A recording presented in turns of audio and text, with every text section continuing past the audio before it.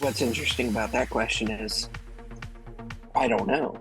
Yep. Like my You said correctly that if one was an early adopter, it would have been really beneficial. But my argument would be that it is still very, very early adoption era for Bitcoin. Probably like one in 4 to 8,000 people, roughly, is currently using Bitcoin. So Luke here with a new guest, new friend. Well, actually, not a new friend. I've known this guy for a while. Ian, thank you for taking a little bit of time to come on here. We're going to talk about Bitcoin. So, yeah. So I don't know a lot about what your experience with it is or your questions about it. We were just catching up a little bit before we started here. Ian, you are a bus driver, and yeah, how long you been doing that again? A few years, right? well, I've been working for OSU as a bus driver and now part-time supervisor since 2015. So January of this year will be 10 years. And then I've been working for the school district since December of 2016. And then I got my first route in August of 17, and I've been doing that ever since.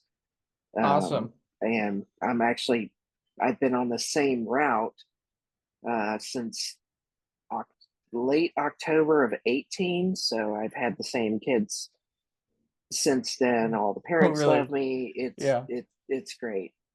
Yeah, that's Um, that's awesome. We definitely need that's bus driver is one of those jobs that I think probably gets underappreciated by people just because it's something people can easily forget maybe, but at the end of the day, every single day you are entrusted, at least for an hour or two, right? You're entrusted with a couple dozen kids' mhm. lives to make sure you're doing it right. So, of course, it's probably one of these unsung hero jobs that I'm glad somebody's doing it, right? So, anyway, thank you for your work there. I know that you've been interested in Bitcoin and crypto for what, a few years, is my understanding. And then you asked me about it again back in July. And so then I invited you on here because I thought you'd be somebody good to bring on. 'Cause I know you have questions. We can take this conversation however you want to go. The whole point of these conversations that we have here is to help people understand Bitcoin from a basics level, understand why Bitcoin is better. And so hopefully this conversation is of use to you, and then also hopefully use to many other people watching. So thanks for doing this. So Well, and yeah. like I said when we were chatting previously, it's going to be the like basics because, like I said, if I'd have thrown $1 at it back in 2011, if I'd even known that this would have been a thing, we we would be having a totally different conversation. But Yeah, yeah.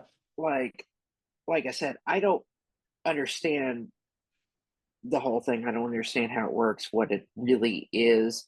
I know it's like cash, but what is it? You know, Yeah. so Yeah. I'm gonna let you explain the whole thing because I don't know. Yeah, yeah, sure, happy to. So I know you know a little bit. What do you know? You just said it's kind of like cash, so you know that. You know that it was once very cheap, like $1 or whatever, and now it's a lot more. So you know that it's gone up in price. You know that it's kind of like cash. What else do you know about Bitcoin or cryptos, or what else do you know about that? Don't really know much. Like I during COVID, I threw some money at Dogecoin and Shiba Inu, I think is what it is. Yep. And I'm just obviously I was like, I'm gonna let it sit because I'm not gonna, you know, not be on something where like if I'd thrown like I said, if I'd thrown $1 at Bitcoin, I'd be a millionaire. Right. Um, so I threw some money at Dogecoin and Shiba Inu, and I'm just letting it sit. It goes up, it goes down. I'm still ahead, from what I put in back in like 2020, I think it was around there. Um, but like I said, I just let it sit. I don't touch it.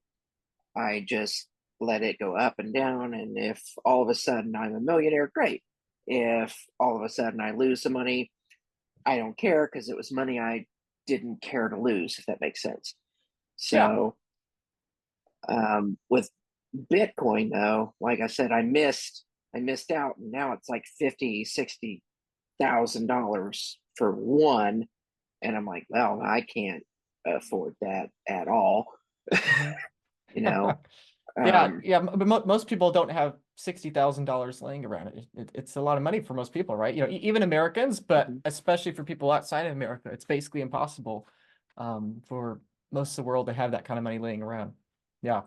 So, so yeah, I'll be happy to describe it, discuss it. I have a question for you, Ian. What do you think is the purpose of Bitcoin? Why do you think somebody made it? So it's like cash, it goes up and down in price, like you were saying. Why do you think somebody invented it? Honestly, I don't know. Like to be something more technologically advanced than just paper cash. That's my Yep, theory, but yep, I really don't know. yep. Okay. So I'm sure I mean I ask people this when they come on, but everyone says the same answer. So I'm sure you've noticed that prices have gone up a bit over the last few years, right? Mhm. Yeah. So prices have gone up, right? Gas has gone up, food has gone up, housing has gone up.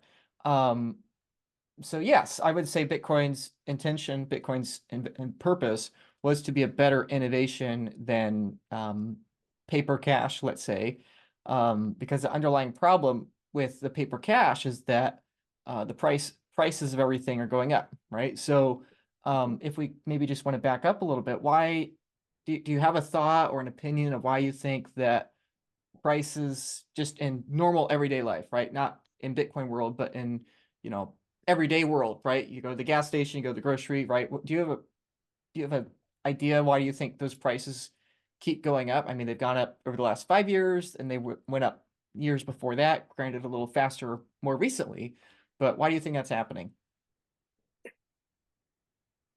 That's complicated, in all honesty. Um, Part of it's greed from the bigger corporations because they want to make as much profit as possible, even if it's at the detriment to all of us. You know, like carton of eggs, for instance. Like there is no reason it should be that expensive. Like we have the same chickens laying the same eggs, but they want to make more profit. Yep. And that's part of the reason why anytime somebody says that they want to raise taxes, everybody freaks out, even though it doesn't really affect the people who the taxes would be raised on because, like us, like if they raise taxes the way they want to, it's not going to affect us. No, I don't know your personal financial situation. I don't I, know if you're a I, millionaire, I was but not buying Bitcoin at $1. Let's put it that way. Yeah. so like, uh, I am not like I gross, and that's gross, not net. Like last year, I grossed 60. That was it. If they raise taxes the way when they want to raise taxes, it's not going to affect me because I only make $60,000 a year. The Where they want to raise taxes, the people who make $60,000 a minute, like it, it's it's just insane that they that those corporations like just oh, I'm going to raise prices on eggs Right. when Right. there's no need to. Like you're Right. making the same profit if you left it alone, but you want to make more money. You Right. would rather have 15 golden toilets than the one you have in your house. Right. So that's my theory on everything, Yeah. um, Yeah. with that. Yeah. So, Yeah. That's a pretty common belief. And I would say that largely the heart of that, I would say is true. I would agree that the fundamental problem is human greed and that it is human greed exploiting a systematic error or let's say a flaw in the system. Um, so if we were to take a theoretical example where we had a different kind of system, let's say we were in a society and there were a million people in that society, and there were, let's say, $100 million in that society. So every person in this country, in this world, has $100. And let's say that we had a big corporation, a big monopoly entity, come in and create another $100 million, so that now in the whole country there's $200 million, so $200 per person. But the corporate entity, the monopoly that has made more of this money, is keeping it for themselves. Does that make a little bit of sense of why that would be a tax on everyone for their own benefit? If I create more money, if I create more numbers and I distribute those numbers to everyone else, then they have the same amount they had before, but now I have a greater percentage of all of the money. Does that make sense? Hmm.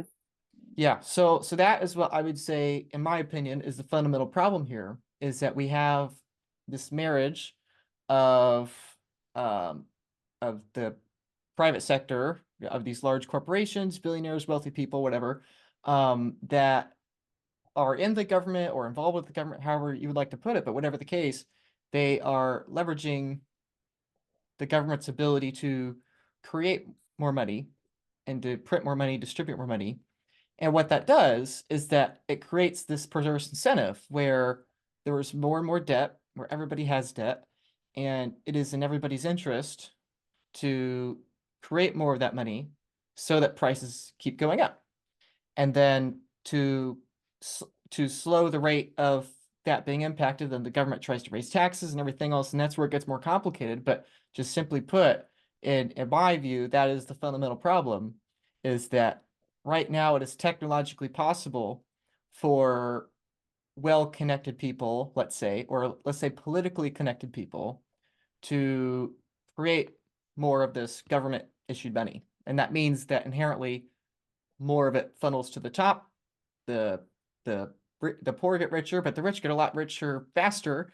And those entities benefit more and more when everyone else feels like they have to work more and more hours, just to keep up with the same standard of living that they had before. Is all that kind of making sense a bit? Hmm. Yeah. Okay. So then the question Ian I would have is, what would happen? Then the question would be, how do we do that, right? How would we find a way to make it impossible for someone in charge to make more money or make more numbers that then force prices to go up? What is the way to stop that? How is that possible? Is there a way? What's interesting about that question is I don't know. Yep. Like my obvious idea is like if I was president, um, the elite would not like me. Like I would be a downright asshole. Like I Right. would go after him. It's like, okay, you treat your employees like crap. I'm going to tax you at 95% of your profit. That's what I would do. Yeah. But Yeah. is that really the solution? Is that really how we Yeah. fix the problem? I don't know. Yeah. I would propose that it is not the solution, right? If there is a chair of power, let's say, and let's say someone like you or me would be a very good leader, let's say, and we were to be in there, and let's say everything we were to do is perfect, that every action we take is perfect and moral and everything. Um, the real problem is that the better we make the country, the more valuable that country becomes, right? The greater the leaders, the more moral the leaders, the more equitable the leaders, the better everyone does. The better everyone does, the bigger the country becomes. And the bigger the country becomes, the more incentive and importance and power there is in that chair of power, right? Would someone rather be president of a moderately wealthy nation or a very wealthy nation, right? And so this is Hmm. unfortunately what we see in history, is that, and this is in my view and the Bitcoin ethos view, this is very much what is the incentive structure that causes these cycles in history, is that we have a more moral society, more equitable society, let's say, and everyone does better. Everyone does better, that society becomes more productive. Everyone becomes richer. More people move there because they want to be a part of it. Immigration goes up, right? The nation is doing better. But as that nation grows, the incentive then for the bad people to come back in, let's say, or for Mhm. people with misaligned incentives, that incentive only grows. And so we see this kind of ebb and flow, yin and yang, however you want to think of it, where it fluctuates back. It's like a pendulum from one to the other, right? And so to your point, I think that's a great recognition and admission, right? That I think all of us would like to think that if we were in charge, we would resist the temptation and do the right thing, whatever we believe the right thing is. But ultimately, to your point, I don't think that's a solution, because even if we do the right thing, there's no guarantee that the next person is also going to do the right thing. And if we do the right thing and we actually succeed at making the world a better place, or at least our, where we are in charge, the domain we have in charge of it, a better place, that only brings more incentive for bad people to take charge. Does that kind of make sense? Mhm. Right. So when you brought up Bitcoin to me in July, when you were showing me your Dogecoin and Shiba and your Bitcoin, whatever, we were talking about that. I think you mentioned gold, right? And you kind of understand gold, like that gold's been valuable before, right? What what you I don't remember exactly what you're talking about, but what do you know about the adoption or use of gold in history? I don't, like I said, I don't know Not much much. Okay. about that, but I do know that like gold seems to be finite. Right. So that's part of the reason why like an ounce of gold is like $1,000 or whatever it is. I'm not Right. sure. Um, because you can only get so much of it, Right. Yeah, you know. yep, that's correct. An ounce of gold's about $2,500 right now, more or less. But this problem that we're describing, that this centralized power inevitably trends towards this kind of unstable circumstance. This is historically why gold has been very valuable throughout history, is because gold takes a lot of energy to produce. So it's not like government forms of money or corporate forms of money um, that can be made up out of thin air, let's say. But gold takes a lot of energy to produce, right? So you and I, if we wanted to go into business together and get gold out of the ground, we would have to go somewhere new. We'd have to dig it out of the ground. We'd have to turn seawater into gold, or something, right? And so over time, thousands of years ago, what people around the world organically decided upon was that gold was a, let's say, check or balance on empires making more currency, right? So in Rome, as an example, or the Greeks or the Portuguese or whomever, when the governments and the businesses along with the governments were taking advantage of people, printing too much money, forcing prices to go up, people in those times would hold on to the gold because they had the belief that, hey, this might be worth something in the future. Because like you just said, Ian, it's finite, it takes energy to produce, and it's going to probably still be able to buy me an equal amount or more of food, water, shelter, wherever in the future. So does that kind of make sense? Tracking there, right? Okay. So there's a problem with gold though too. Now it's not nearly as big of a problem as we were describing with the political money, but the problem with gold, Ian, is that if let's say let's say you had 10 ounces of gold, let's say I had 10 ounces of gold, or one of us had, some gold. If one of us has 10 ounces of gold, that's 25, 30 grand worth of gold.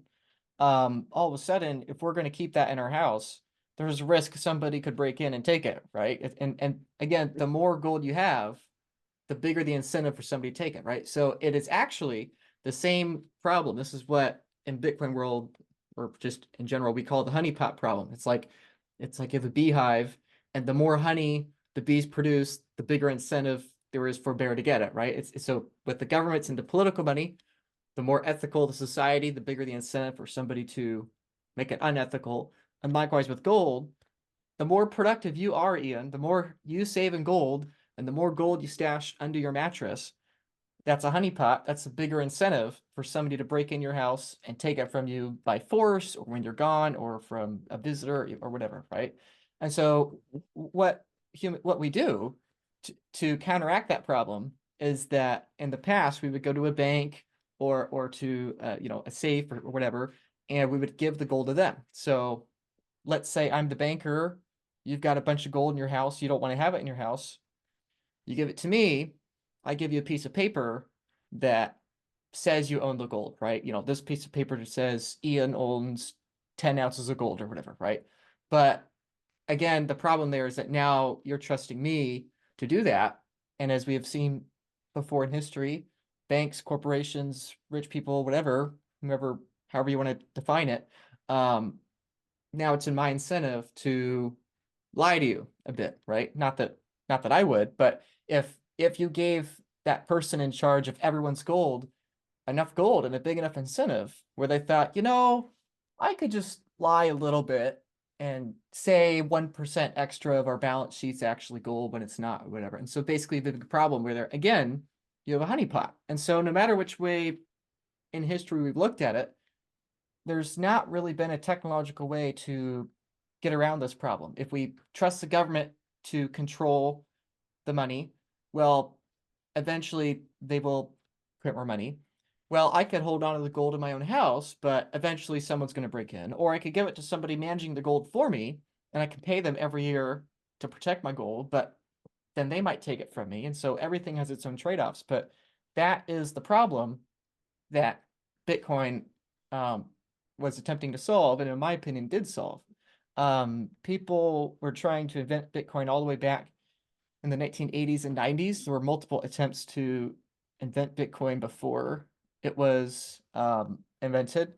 And then somebody figured out the right computer algorithm, let's say, in the year 2009, that today we call Bitcoin. And so basically what Bitcoin is it is a number system. It is a ledger that does not need a what is called a third party or a middleman, or it doesn't need that person in control of the gold, or it doesn't need the government. And so so that is, now I can get into how that works if you want to go down that route or whichever route you want to go, but that is the problem that Bitcoin's trying to solve. There are other things that it could be good at in the future too, but the big fundamental question that Bitcoin is the answer to is, how do we protect our purchasing power without needing to trust some other person to be honest 100% of the time forever? So does that make any sense at all, or you want me to expand on anything a bit? Yes. And let's go back to how did they solve that problem? Like, Right. Yeah, like good how did they question. do that? Yeah, very good question. So with gold, it takes a lot of energy to produce. And the thing with gold that makes it special is not even so much it has a finite amount, but that it takes a lot of gold to reproduce, right? So for example, uranium is more difficult to produce than gold, let's say, or other elements are more difficult to produce. But with gold, the thing that matters is that it's all over the earth, so it's pretty decentralized in its um, and its availability around the planet, right? Pretty much only the people with uranium or more scarce elements are people with nuclear plants or whatever, right? So the thing that made gold special was that it took a lot of work to dig out of the ground. It was distributed around the world, and it's something that is easily malleable and divisible. And so to answer your question with Bitcoin, it its design follows a lot of the same principles. So what Bitcoin is, if one, a useful metaphor, let's say, is that one could think of it like electricity money, right? So in the same way you could think of gold, like people will go out and condense dirt into gold, or like the honeybee example, they will go out and pollinate a million flowers or whatever and condense it into honey. One can think of Bitcoin the same metaphor like with electricity. So with Bitcoin, if somebody wants to produce a Bitcoin or make a Bitcoin, they would have to go out into the world, the real world, just like the honeybees with the flowers or the gold miner with gold or to the mountain or whatever. And they would have to go out and find electricity in the world. And when they find that electricity, they will be able to run it through the Bitcoin algorithm, the Bitcoin computers. And as a result of them spending that electricity, they receive Bitcoin. So that's a simplistic way to say it, but that is probably the best way I could explain it. Is that how do they secure that Bitcoin is that it is purely luck based and energy based. It is not control based or authority based, or depend at all by who has more money, right? Right now, with political money or gold, the people that make the laws are the people with the most money. But in Mhm. Bitcoin, the people that make the laws, quote unquote, which is really code, the people that make the code, the people that make the laws in Bitcoin are not the people with more Bitcoin or more money. It is the people that have spent the most energy, the most electricity, let's say, to produce Bitcoin. Meaning that people that are working for Bitcoin are rewarded, not people that are managing or controlling with, the Machiavellian, puppet fingers or whatever, right? So, I can expand further if you want and get more technical, but at a little bit deeper sense, that's how that's done. Does that make sense? Kinda. So, like, Kinda. let's Okay. say that you um, all of a sudden figured out I have this much energy. I'm going to try and mine or whatever, build Bitcoin. Um, so you could create your own Bitcoin basically at that point. Right. Right. Anybody could make their own Bitcoin, and they would do that by spending electricity, meaning running a computer.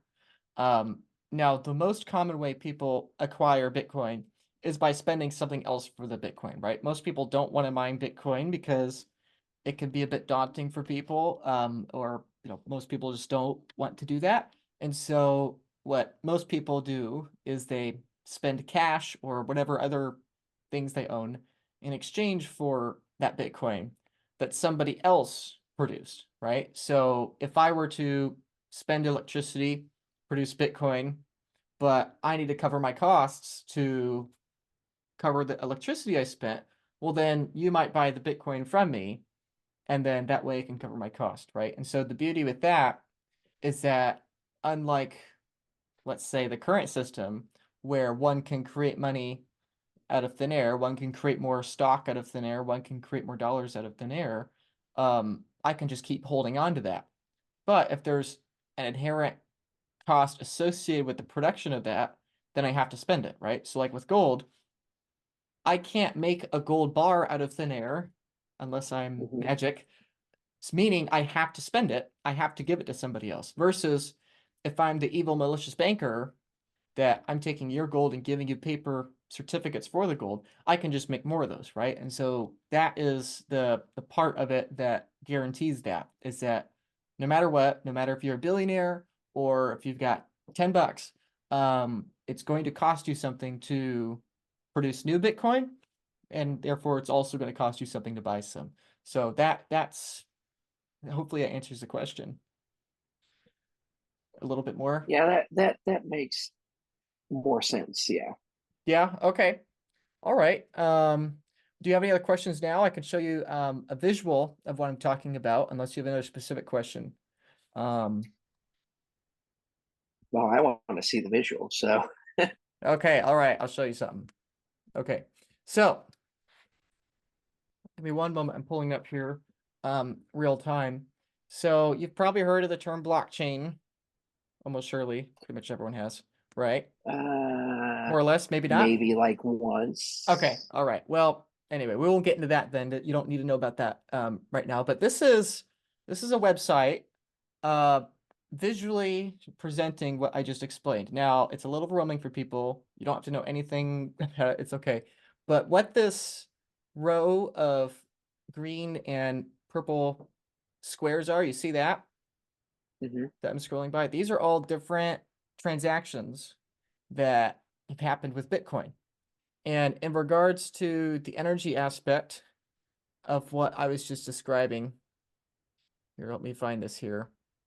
So this here, this chart, this is what we need to look at. So this is the price of Bitcoin in terms of electricity for all time. So this is the price of Bitcoin in terms of electricity, and we can see that it's been a pretty exponential curve since the start here. Now, it looks like that it's only been exponential in the last, let's say, 5 years or so, based on this chart. I don't know if you can see the years, but to the left we have Yeah, 2010, to the right we have 2024. But the interesting thing about this is that no matter how much you zoom in, it's perpetually an exponential chart.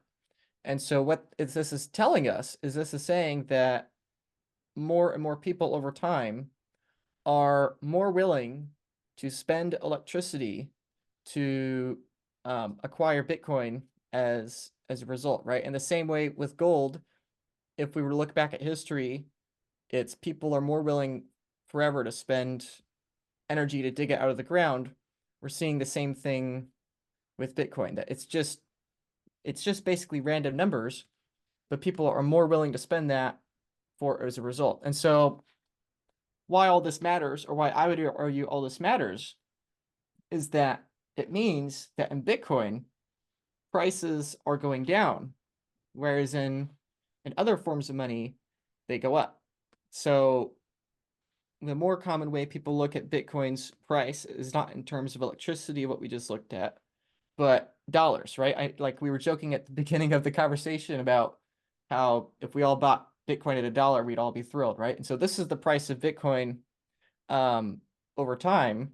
So right now it's like $60,000 or $57,000 right now at the time of recording. 5 years ago or so, it was like 10 grand. 5 years or so before that, it was like $500. And then back and back, likewise, we see a similar kind of thing with this exponential rise and fall, these kinds of cycles, right? So my point in saying that is that we're pricing Bitcoin in terms of dollars. So to us, it looks like that Bitcoin is going up. However, the way I would explain it, the way I would put it, is that instead, if we priced other things in terms of Bitcoin, we would see a different story. That story being, if this would load here, that prices are going down. So one example is obviously the dollar. This will load. Can you see my screen still? yep. I'm trying to share I it. mean, it's loading, but Okay, great. So yeah, so in the same way that things priced in gold fall relative to gold, it's a similar thing with the dollar and Bitcoin. So this is the dollar priced in Bitcoin. So in 2011, um, it this was the price of the dollar in terms of Bitcoin. And now it's down over about, what would that be, 97% or so, a little more than that now.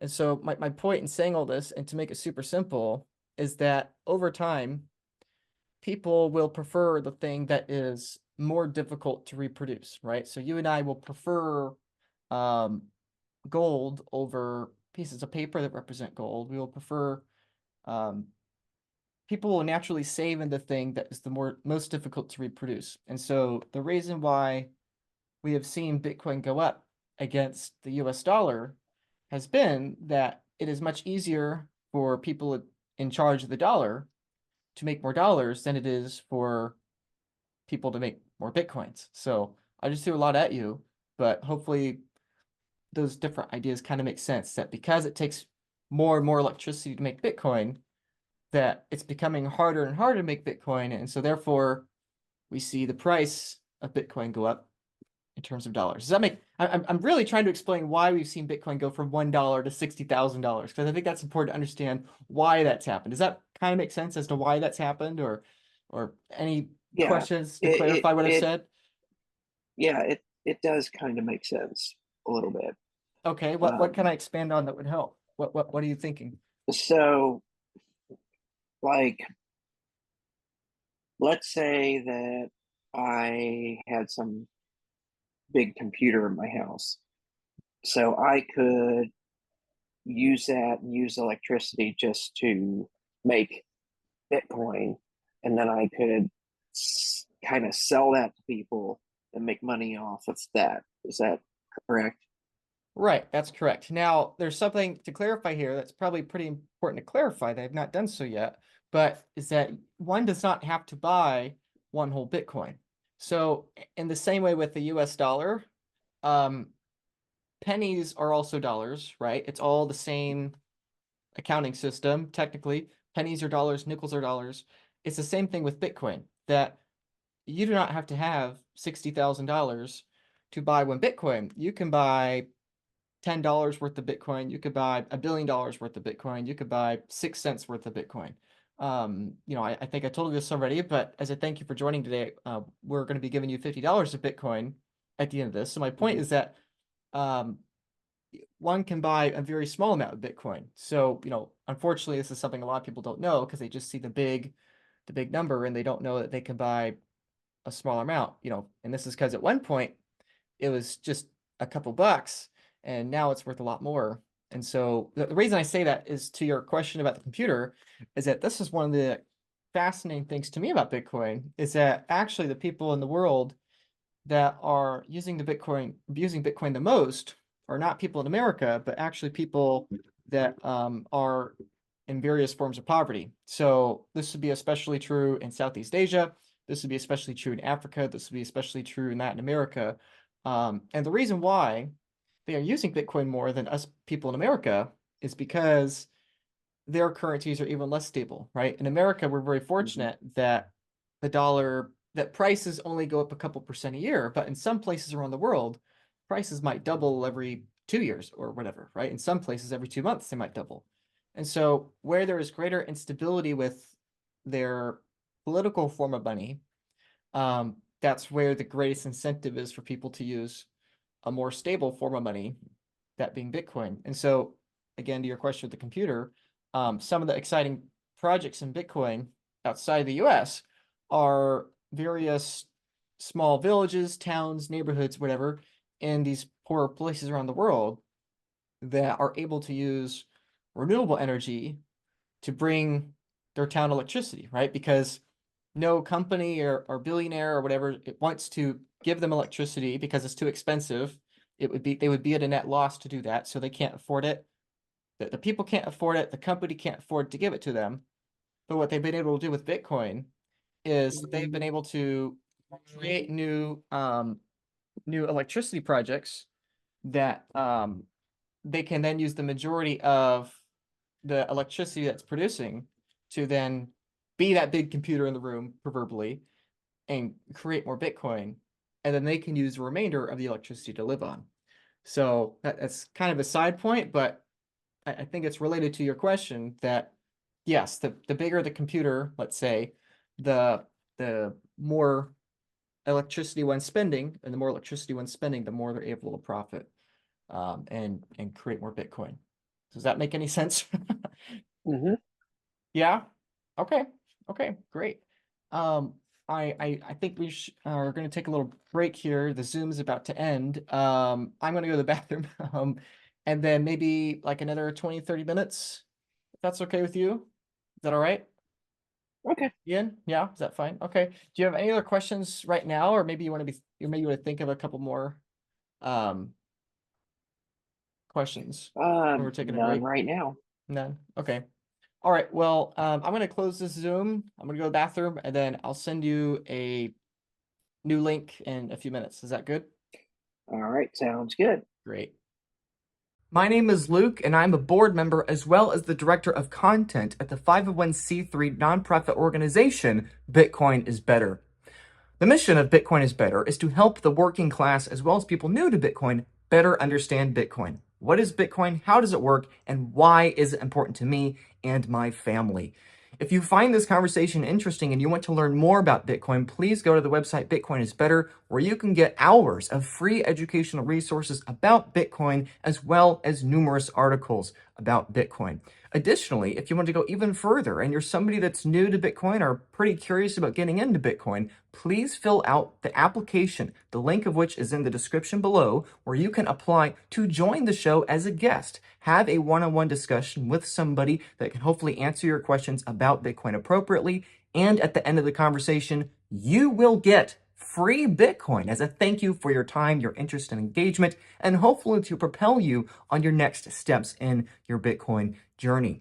If you are not somebody that is new to Bitcoin, but you've been in Bitcoin a while, still liking and subscribing to this channel and sending these videos to your friends and people new to Bitcoin is something you can do to help the organization. And beyond that, please consider donating. Again, Bitcoin is Better is a 501c3 nonprofit organization. Feel free to donate to us, and just a mere couple $100 donation will have a very lasting impact with lots of people new to Bitcoin that impacts many individuals and therefore many families. So please consider sharing this content with people that are new to Bitcoin in your network. Please consider donating so that Bitcoin could be passed on to new orange-pilled people right after a Bitcoin discussion with them. And additionally, beyond that, with the application, again, link in the description below, feel free to have people that you know in your network apply and join. And hopefully these kinds of conversations will be helpful to them as well as many, many viewers to come. Additionally, and finally, if you are new to Bitcoin or been in Bitcoin a while and you want specific support for yourself, one-on-one support, I'm happy to help you, whether it's buying Bitcoin for the first time, buying Bitcoin for the 100th time, taking self-custody, upgrading your Bitcoin tax and legal status, whatever the case. If you need help with Bitcoin, no matter your skill level and no matter how much you're interested in buying, please reach out to me. I'll be more than happy to help. So thank you for your time. Let's get back to the content. But we appreciate you engaging with this content. We appreciate you filling out the application to get free Bitcoin. We appreciate you checking out our free resources, and ultimately, if you feel called, to donate to our mission and our cause to accelerate Bitcoin adoption for the working class and to the majority of the world population, which is yet to acquire their first Bitcoin. So thank you for your time. Appreciate it. Great, we're back. All right, sorry about that. I thought better to take a break than push through. So, all right, you still good? Yeah. Great. All right, we're back after a short little intermission. Ian, I don't know if you have any more. I know I've kind of been going at light speed. I don't know if you have any more questions for right now. If not, I have a question for you. But do you want me to expand on anything I've said so far, or clarify, or any questions? I think we're good. But I want you to tell me what you want me to know about Yeah. Bitcoin. Yeah. So, okay. So then my question would be, given everything we've said, then to your initial question of that you missed the boat, or the initial assumption that you missed the boat, I guess my question then would be, at what point is it too late to start saving one's purchasing power in a system that's not going to steal from you, if that makes any sense? Is it ever Well, too late to do that? to me, it sounds like, even though, granted, it's at $57,000 at a coin at this point. Um, to me, it sounds like just getting uh, uh, into it doesn't matter anymore. If that makes sense. Like, even though I only have like the $50 would be like what, not even a cent equivalent of Bitcoin. Yeah. It would be about It one more. it, it Go ahead. it to me, it seems like it doesn't matter. Okay. Yep. I empathize with that. Why do you view it that way? Just because it's such a big number difference. I mean, that's going from 1 to 60,000. Well, like you said, no one, the government is not in charge of it. Right. So, in some ways, at least the way you're describing it, it seems like it's more secure than just keeping uh, your money in a bank. Like, let's say I had $50,000 in the bank, but I Right. had $50,000 worth of Bitcoin, which at this point is not even a coin. But you know, the way you're describing it, it seems like it's more secure than having the $50,000 in the bank. I would say if your goal is to save money for the future, and especially the long-term future, then I believe Bitcoin is going to do that significantly better than the dollar. It is, in my view, it is never too late to exit the dollar, let's say, because everything's just gonna be more expensive, right? Groceries are more expensive this year than they were last year. They were more expensive last year than the year before last year. Every single year, the prices of living expenses in terms of dollars are more expensive every single year, right? And that is because the accounting system that is the dollar is always going to be fraudulent. It's always going to be a misrepresentation of the truth because it takes no energy to produce it. The people in charge can just make more, right? And so my point with Bitcoin is that this is the chart of, we looked at dollars before the break, but this is the chart of a house in terms of Bitcoin. So the price of a house in terms of Bitcoin over the last 10 years has fallen significantly. And so my point is, no matter if one's looking at Bitcoin in terms of a house or the dollar, or this is the stock market, right?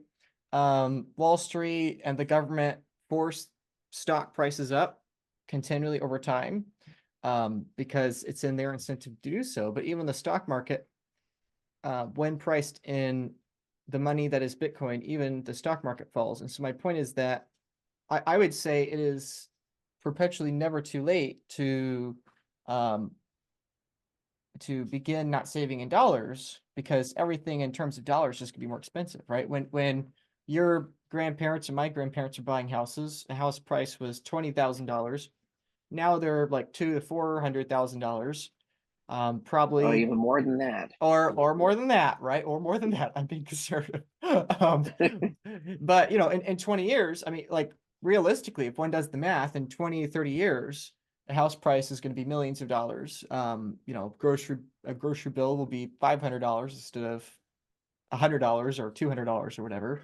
And so if this all hinges on the assumption that Bitcoin is what I explain it to be, meaning an honest accounting system that takes energy to produce. If that's true, then theoretically there should be no limit to how valuable the truth is in terms of something that's not truthful. So, as an example, the very first price prediction was by a guy named Hal Finney. Hal Finney was the first person ever that made a Bitcoin transaction. This was all the way back in 2010. For context of how early that was, this was about 18 months before Bitcoin had a price. So we were talking about Bitcoin at $1.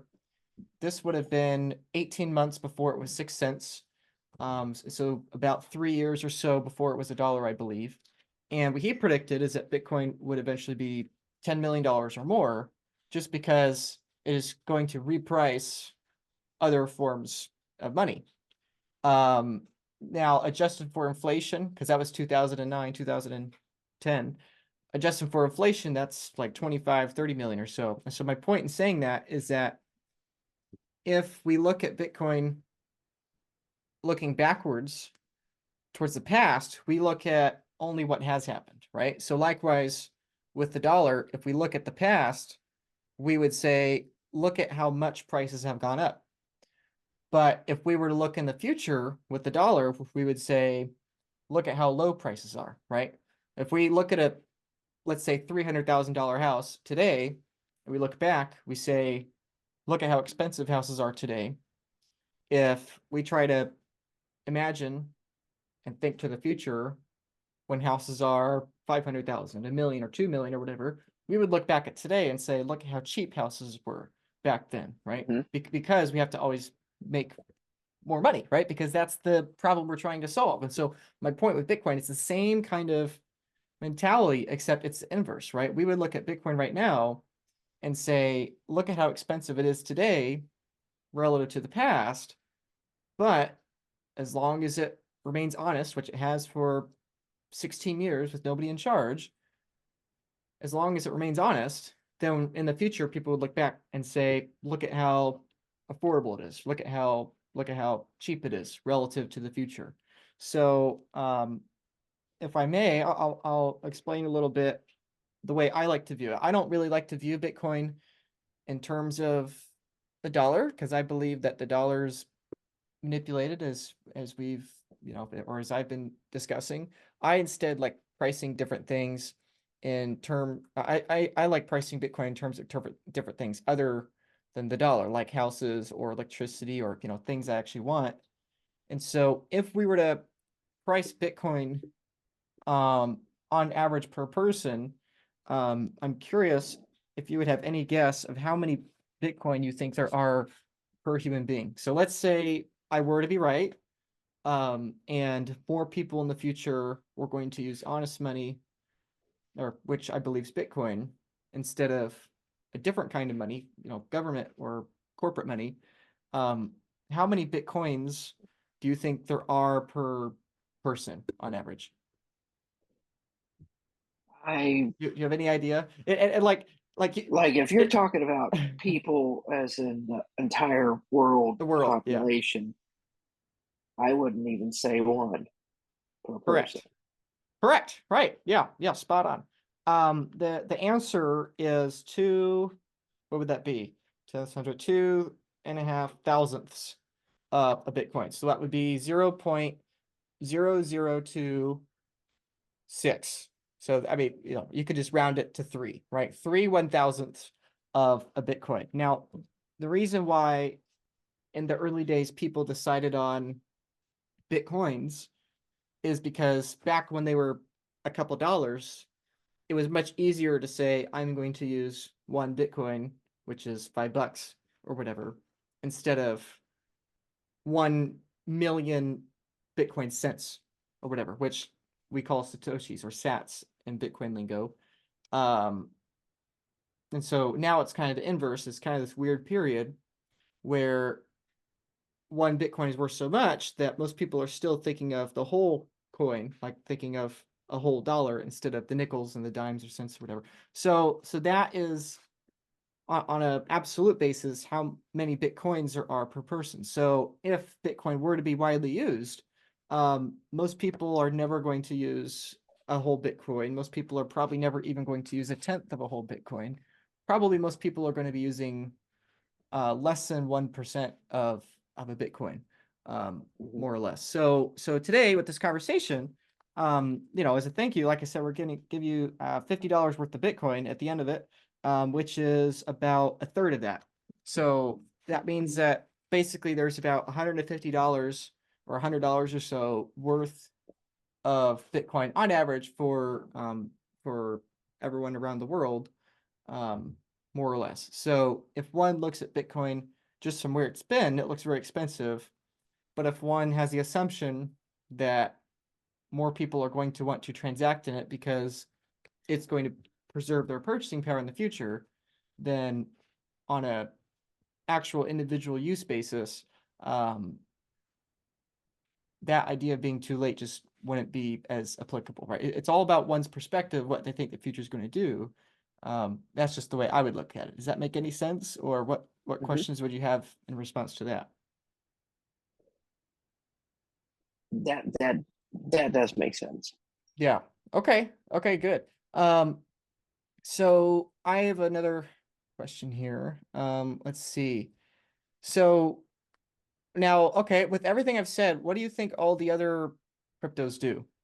As a question. So the Dogecoins, Shibas, and Ethereums, all the other ones that um I mean, I don't know which ones you've heard of. Maybe you could elaborate on that. What other tokens have you heard of?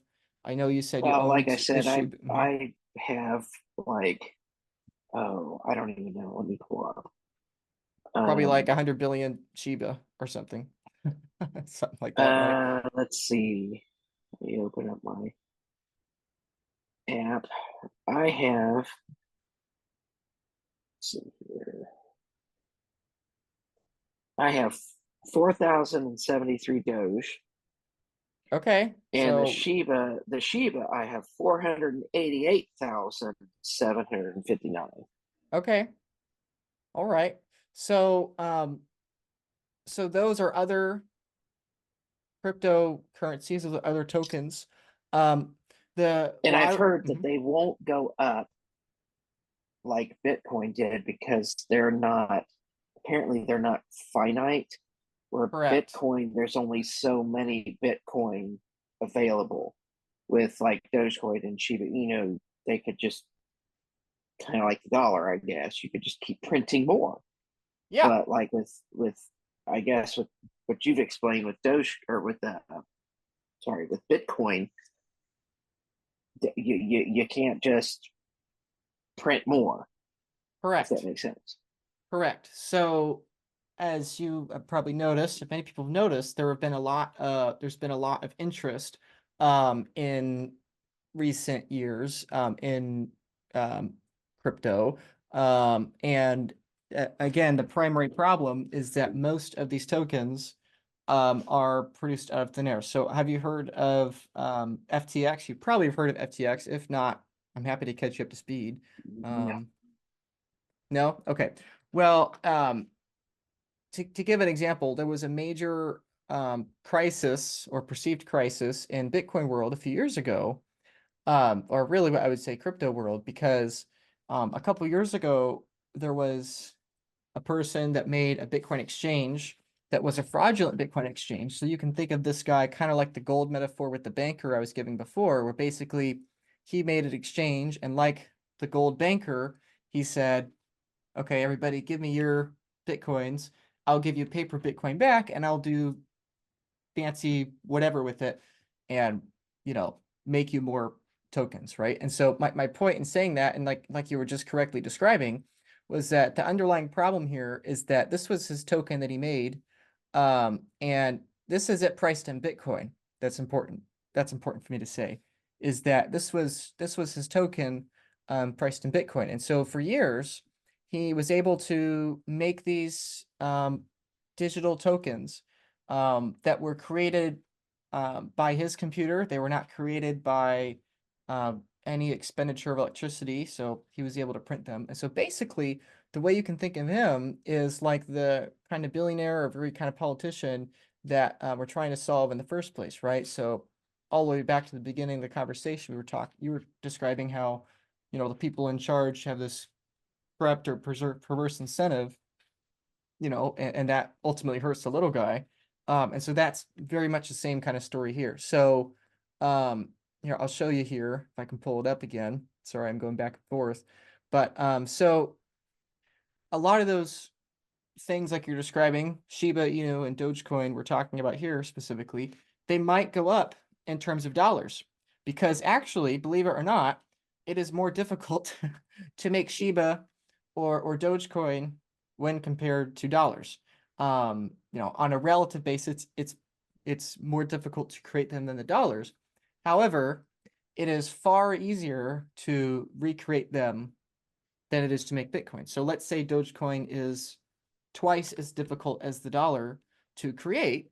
Well, then over time, $100 of Dogecoin might be worth $500 of Dogecoin in coming years, right? And so, yeah, one might make money on those for sure, but the question is why? The answer being it's more difficult to make them. But the problem is that, again, $100 worth of Bitcoin is probably going to be worth way more than whatever $100 of Dogecoin will be worth in the future. So this is the price of Shiba Inu, that token, in terms of Bitcoin since January of 2022. So there will be brief periods where it will go up pretty dramatically. So it went up a good bit here back in March of this year. It went up a good bit back in June of 2022, but over time, I mean, you could probably see a general trend over time that because it is easier to make the Shibas and because ultimately there's a small group of venture capital people that are making the Shibas, that over time they trend down towards a lower and lower number against Bitcoin. On the right hand side here, you can see this y-axis. You can see that it's priced in Bitcoin here, right? So 0 at the bottom and larger numbers towards the top. And so a similar comparison is that of this would be Dogecoin since May of 2021. So it's flattened out a bit here on the last couple years, but in general, that's just the trend that they do, right? In the same way I was showing before with stocks, right? The stock market. So the S&P 500, I don't know if you own any stocks or not, I'm not asking, but if you know the S&P 500, you know that is the biggest stock index, the biggest stock aggregate, and it's a very similar kind of chart. Granted, this is a different website, so it's a different visual, but ultimately any currency or stock or token or coin or any form of piece of paper that can be created by humans is having a lower and lower price in terms of Bitcoin because they're just easier to produce. As you said, they're not finite when compared to Bitcoin. So does that make any sense? Do you want me to elaborate at all? No, that makes sense. Yeah. Okay. Great. Awesome. So, so when it comes to how to view the future with Bitcoin, then what I do for work and what I encourage people to do is to consider saving some of their savings rate in Bitcoin. So for some people, you know, they might be millionaires and they might have a diversified portfolio to, you know, whatever stocks and gold and real estate or whatever. And, you know, for people like that, I always encourage them to consider taking some percentage to Bitcoin because I would view that the Bitcoin relative to those other things is going to be more valuable in the future. And then to other people, they're more, you know, middle class people or people outside the US that barely have any money. What I encourage them to do is to just, what I say is get off zero, meaning get some amount of Bitcoin to start saving because right now it is relatively affordable to buy 1/millionth of a Bitcoin or 1/10,000th of a Bitcoin or 1,000th or 100th or whatever of a Bitcoin. Because even though it may not feel like a lot right now, if given consistency over a long enough period of time, and it might turn into something substantial. And my ultimate goal with this is hopefully to get as many average everyday Joes and good quality folks, you know, into this and start saving their energy over time. So anyway, that's the hope and that's the goal. I don't know if you have any more questions, but that is the very short explanation of what Bitcoin is. That Bitcoin takes energy to produce, and because it takes more energy to produce, it's probably just going to keep going up in relative value to everything else, which takes less energy to produce. So what do you Yeah, think? now that does make sense because, like I said, I didn't fully understand like where this came from, Right. and also, like I said, like when this started, like you go back to 2010, I was 2 years out of high school. Yeah. So, because I know you're younger than me, I Yeah. don't remember how much younger. Yeah. I think you're like what, 20, around like 25. I'm 25. 21. Oh, 25. Well, I think you were like Yeah, I was a little too about young. like 20 when I met you. Yeah. Um, so yeah, for me, like being like 20 when it first became a thing, Right. and now I'm 34. Like I said, I'm kicking myself because if I would have been one of the early adopters, Yeah. yeah, you might be working for me, type of thing. Yeah. So, so in regards to that point with early adopters is, again, going back to my earlier question of that, I think so much of our bias, frankly, is just based on looking at the past. So let's take the internet, for example, right? Right now we're having this conversation virtually. Many people watching this and, well, everyone that would be watching this recording is watching in the future. So you and I are having this conversation across space around the world, right? And people in the future are watching it at a different point in time. But the crazy thing to me, as many times as I say it, it's still hard to believe, is that like something like a third of the world is still yet to adopt the internet. So the internet is only about 60% away through its adoption curve, right? From the late 1900s to probably the mid 2000s, right? Probably like 2045 or 2050 or something is when we reach, max adoption for the internet, or peak adoption percentage wise. My point is that something doesn't have to reach 100% adoption for it to have a big deal, right? The internet in 2007 had whatever, let's say 15% adoption, but YouTube wasn't a thing, right? YouTube wasn't a thing in the internet until whatever, 2008, 2009, most social media, right? So my point when it comes to Bitcoin is that, like you just said correctly, that if one was an early adopter, it would have been really beneficial. But my argument would be that it is still very, very early adoption era for Bitcoin, right? So in 2010, like you were saying, there were literally maybe a few hundred people that were using Bitcoin. Like in 2010, like maybe a few hundred people. That's the best that we can discern. I know I actually know a good number of people that were part of that original group because they're still around, but or at least most of them, the ones that are still with us. But then about 5 years ago, maybe we're looking at something like 100,000 people or so.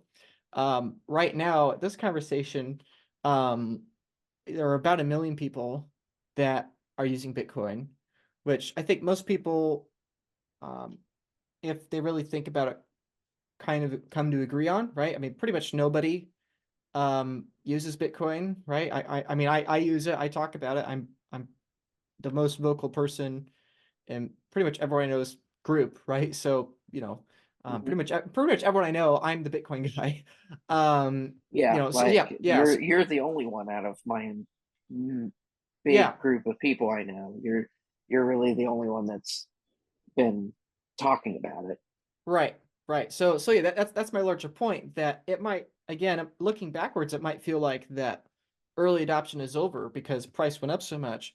But again, I would reemphasize that only 1 million people in the world, maybe 2 million, maybe 500,000. We don't really know for sure, but it's somewhere in that range. It's definitely not 100,000. It's definitely not 10 million.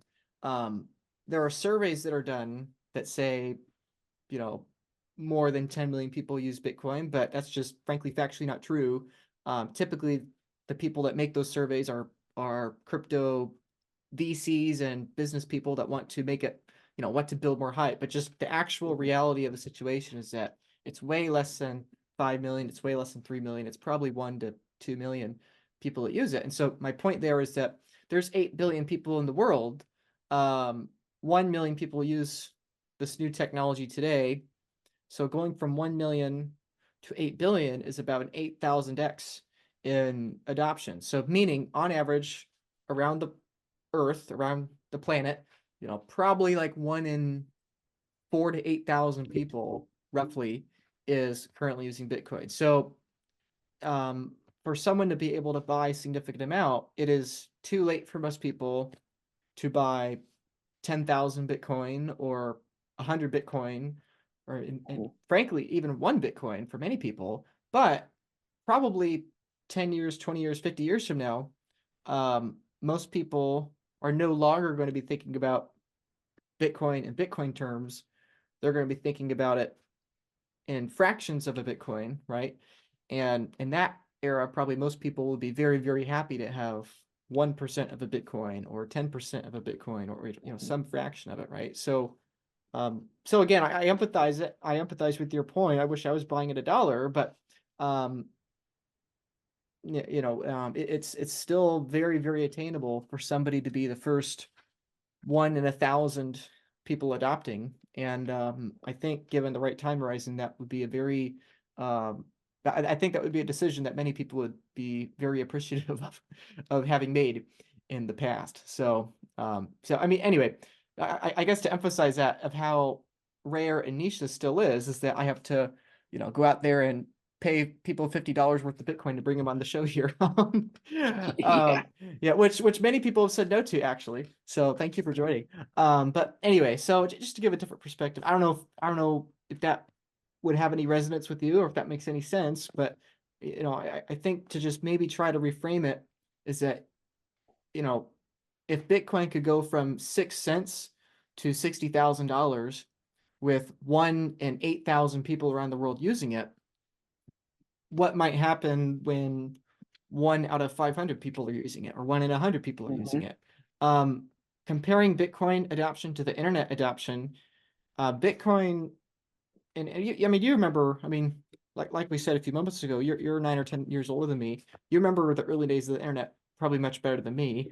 I was way too Oh young. yeah, like Yeah. YouTube, for instance. I've been on YouTube. I've had an account on YouTube since it was pretty much starting. Like I've been on YouTube since 2006. I was 16 years old Wow.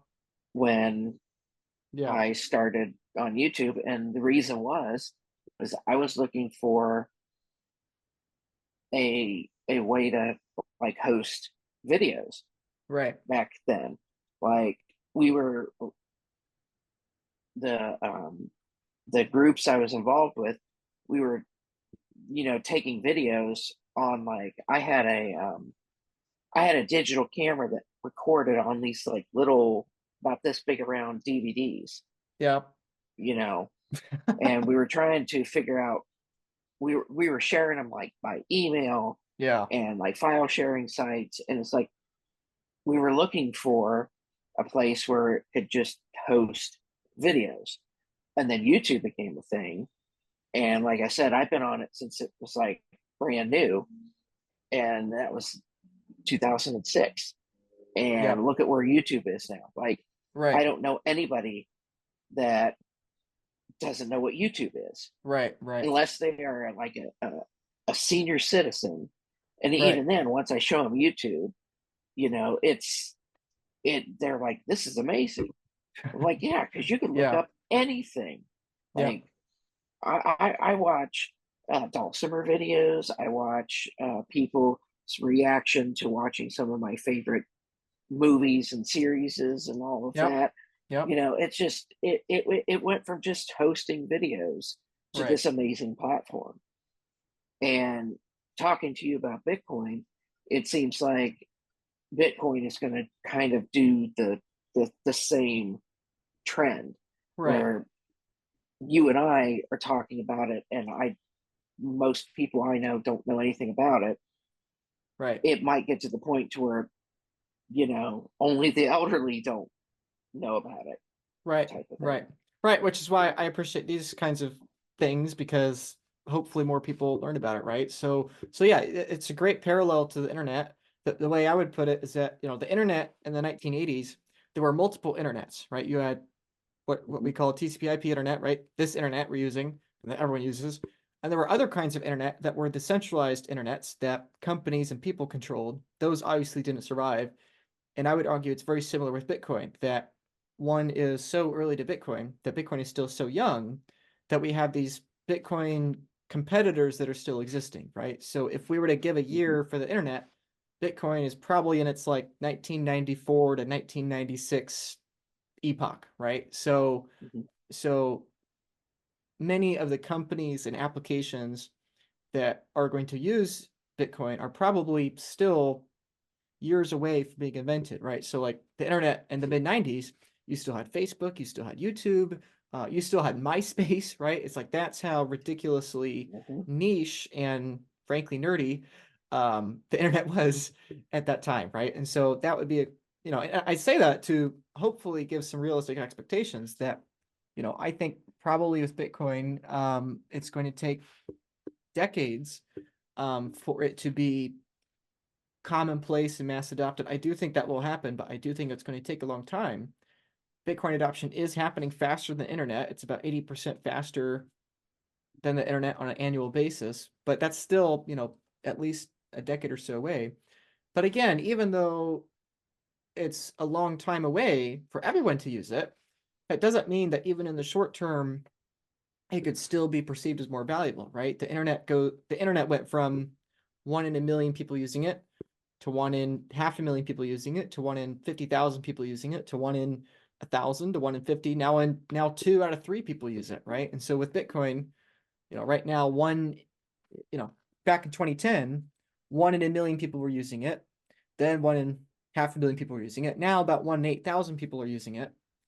Probably, I personally believe within the next couple of years, probably 1 in 5,000 people are going to be using it. I think probably more and more people are going to be using it in coming years, because I think we're going to have inflation get worse. I think that we're going to have more prices go up, and that again drives people to Bitcoin to try to escape that problem. But anyway, that's just my perspective, and I think as long as I don't think it would be correct to say one can be too late to the internet, because I think people are going to be using the internet forever, or at least as far in the future as we can see, right? And so I think in the same way you would not say you were too late to YouTube, or that some 5-year-old today is not too late to YouTube, because YouTube's always going to be around, probably. I think it's a very similar thing with Bitcoin, that as long as one is looking to preserve their energy for the future, probably it's going to have some use in the future. So anyway, I don't know what your personal savings rate is, and I'm not asking, but what a lot of people I know do is maybe they're saving X dollars a month, maybe it's whatever, $1,000 a month for the future. And some people it's much more, some people it's a lot less. But what people that are trying to learn about Bitcoin do is they take some percentage of that. Ideally what they're going to be saving for more than 3 to 5 years, and they start putting it in Bitcoin, right? So if somebody is a single mom and they're saving $500 a month, they might be saving a third of that or whatever in Bitcoin, and the other 2/3 in their bank account. Some people like myself that are very, let's say, aggressive, and I don't have kids, I don't have big life expenses, I save a much higher percentage. And everyone makes their own choice, but ultimately my encouragement is for everybody to start saving a little bit. So because I think over time it's going to be more and more fruitful. So anyway, well, I hope this was interesting or helpful. I don't know if you have any last questions, and if you don't, I've got one final question for you. But happy to answer anything else that comes to your mind. The only question I would have is, what platform do you use to start this? Like, Yeah. if you're saving or what have you. Yeah. Like, what do you use? Because like with where I have my Doge and my Shiba Inu's through Robinhood. Yeah. Yeah. I would personally not encourage Robinhood. And the reason why is that ideally, if you start saving in Bitcoin, probably at some point it's going to be worth enough that you're going to want to withdraw it from that exchange, right? You don't want to withdraw it when it's a little bit, but when it becomes enough, you might start wanting to withdraw it, right? And unfortunately with Robinhood, they don't allow that. So when I send you the Bitcoin after this call here, I'll show you how that works. But what my job is, what I help people do is I help them set up all those things. So people hire me, I help them set up those exchanges. We'll be doing that for free for you in this case after this call, but I help people set up those exchanges. And then down the line, when they have a significant amount of their personal net worth in Bitcoin, what they hire me to do is they hire me to set up their Bitcoin. So for example, with Roth IRAs, a lot of my clients, I help them turn their Roth IRAs into Bitcoin. So they can have rollovers from 401ks, 403bs, super funds, trusts into Bitcoin. So I help people do that. Do what's called self-custody. I help people take the self-custody of the Bitcoin. So anyway, my point in saying all that is not that you know all that, but that there's different steps depending on how much you bought and what your education level is. But just starting, I would say start with a reputable exchange, which I'll send you after this, and start saving there. And then when it gets to a certain amount, then we start looking at the next step. This whole education process, like the internet, for many people takes probably a couple years to really figure out. And ultimately, that's why I enjoy making these things, so that hopefully people start learning now, so that maybe 1, 2, 3 years down the line, it's starting to make a lot more sense and people can feel more confident with what they're doing instead of acting out of emotion, let's say. So anyway, so hopefully it helps. But yeah, long story short is that it's complicated, but we'll start with the $50. I'll show you how that works after the call here. So Ian, thank you for your time. Thank you for your curiosity of coming on today. My closing question to you is, based on what we've talked about today, what do you think could be one reason why Bitcoin might be better than other forms of saving money? Yeah, like I said earlier, it seems more secure than, the traditional dollar, you know. And like you've shown me, the dollar keeps the value of the dollar actually keeps going down and down and down because $1 doesn't get you what it used to. Like I remember when I could get the only thing that a dollar can get you still that could get me years and years ago is one of those Arizona teas. They've been 99 cents forever, and they've never went up. Yeah. That's the only thing. Like gas has went up, eggs, milk, everything has went up. Yeah. So it seems honestly more secure than holding on to the traditional dollar. Yep. Yep. Well, Ian, thank you. I agree with that. I think that's a good spot to end. So appreciate your time. Thank you. And thank you.